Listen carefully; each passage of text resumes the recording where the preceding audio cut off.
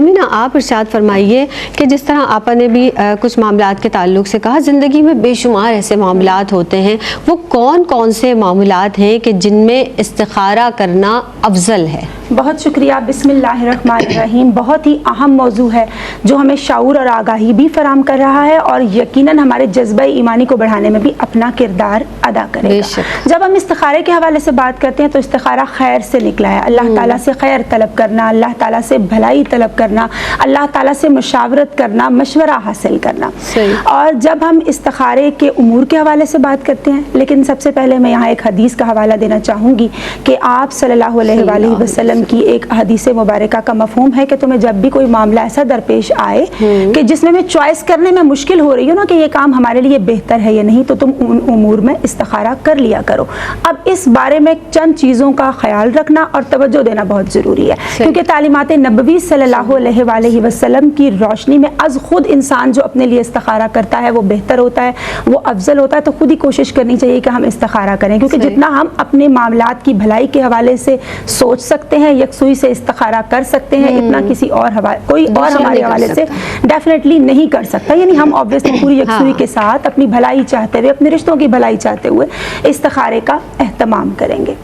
استخارہ کرنے کے لیے کچھ آداب کا خیال رکھنا بہت زیادہ ضروری ہے. یعنی کامل توجہ اور یکسوئی کے ساتھ استخارہ کریں گے، اخلاص نیت کے ساتھ استخارہ کریں گے. ہمارے دل میں جو رجحان ہے یا جو میلان ہے ان سب کو ترک کر کے اللہ تعالیٰ کی رضا کو ملحوظ خاطر رکھیں گے کہ جب استخارہ کر لیں گے تو ہماری زبان پہ خدا نخواستہ کوئی شکوہ نہیں ہوگا، اور پھر اس امر کو کرنے کی ہم بھرپور کوشش کریں گے.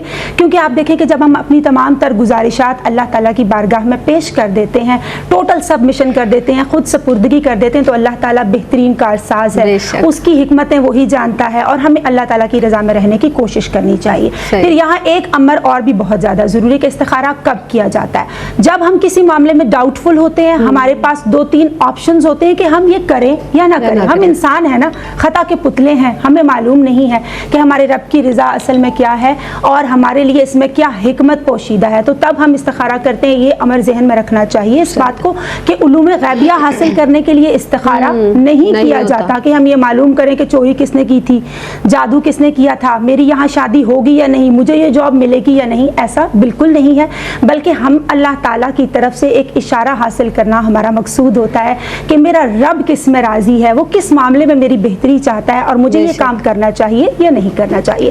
نعیم الدین مراد آبادی رحمۃ اللہ علیہ ایک حدیث کے تحت فرماتے ہیں کہ انسان ڈیفینیٹلی جب استخارہ کرتا ہے تو وہ اللہ تعالیٰ سے مشورہ کر رہا ہوتا ہے نا کہ یا اللہ میں یہ کام کروں یا نہیں. اسی لیے اس عمل کو استخارہ کہا جاتا ہے. اور استخارے کے لیے ایک اور بھی بات بہت زیادہ یہاں پہ ضروری نظر آتی کہ کن امور میں ہونا چاہیے نا. اکثر ہم سے کوشچن جیسے ابھی آپ نے بھی کیا، تو ڈیفینیٹلی فرض میں استخارہ نہیں ہے، اس پہ ہمیں غور کرنے کی ضرورت ہے. واجبات کے اندر استخارہ نہیں ہے، نیکی کے اندر استخارہ نہیں ہے، کار خیر کے اندر استخارہ نہیں ہے، محرمات، مکروہات، ممنوعات کے اندر استخارہ نہیں ہے. فار ایگزامپل نماز فرض ہے، ہمیں ادا کرنی ہے.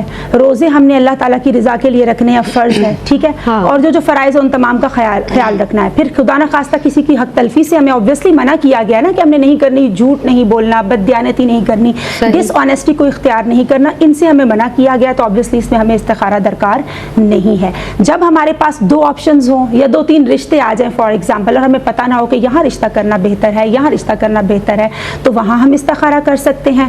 کوئی جاب کی آفر آتی ہے نا، some times out of city سے بھی آ رہی ہوتی ہے، آؤٹ آف کنٹری سے بھی آ رہی ہوتی ہے، لیکن ہمیں سمجھ نہیں ہوتی ہے، ہم تب بھی استخارہ کر سکتے ہیں.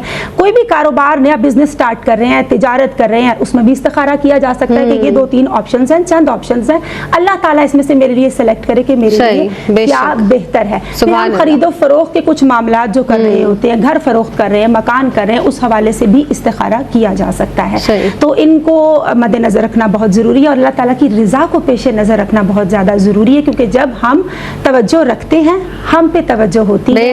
یا رب تو اپنی ذات کا جلوہ دکھا مجھے، قابل نہیں ہوں میں اگر قابل بنا مجھے، میری سمجھ سے دور ہے تیری یہ قدرتیں، یا رب تو اپنے کرم سے اب ان کو سکھا مجھے. سبحان اللہ، سبحان اللہ.